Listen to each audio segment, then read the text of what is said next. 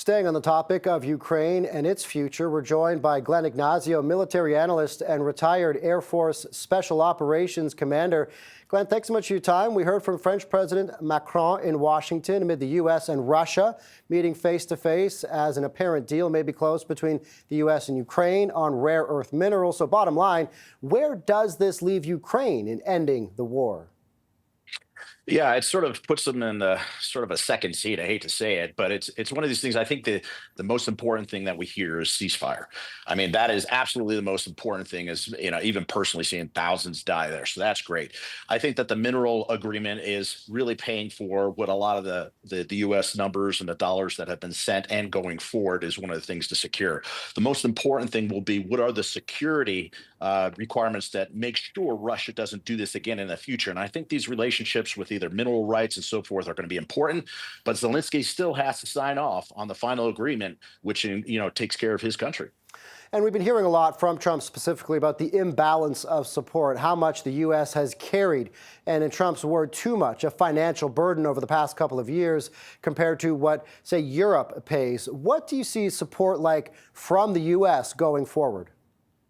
Yeah, it is pretty interesting. And I think that the way that the European Union that basically gave that money on a loan sort of gave them something in return. And I believe that Trump, being a deal guy, was looking for something like that and going forward. I think that the U.S. support is going to continue there. As we've heard that there may be peacekeeping troops, which would be more of a European type of peacekeeping force that will be in there, but I believe that would be U.S. troops. However, the guarantees as far as the U.S., as far as equipment and so forth, is one of those things that I think will always be backed. The other question is what will Russia do if those troops are from NATO countries? Will that be a NATO influence that he would be resistant to? That's plausible. But at the same time, what are the security agreements to make sure Russia doesn't do this again? And that may be a trigger where Ukraine becomes a member of NATO at that time. Where right now, I don't see that plausible in any way, shape, or form. And Glenn, we just got a little bit of time left, but amidst all this talk about potentially ending this conflict and striking deals between Europe, U.S., Russia, Ukraine, describe the current situation on the ground for Ukraine.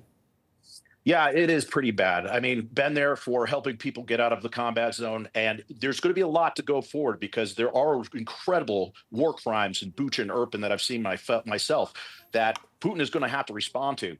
But in the Far East, believe it or not, the average age of the fighter is in the 40s.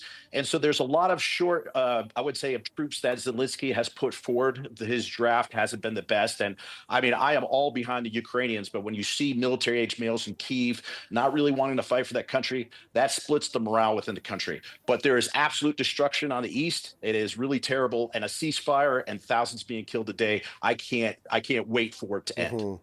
Glenn Ignazio, military analyst and retired Air Force Special Operations Commander. Glenn, always appreciate your time and insight. Thanks so much. Thank you.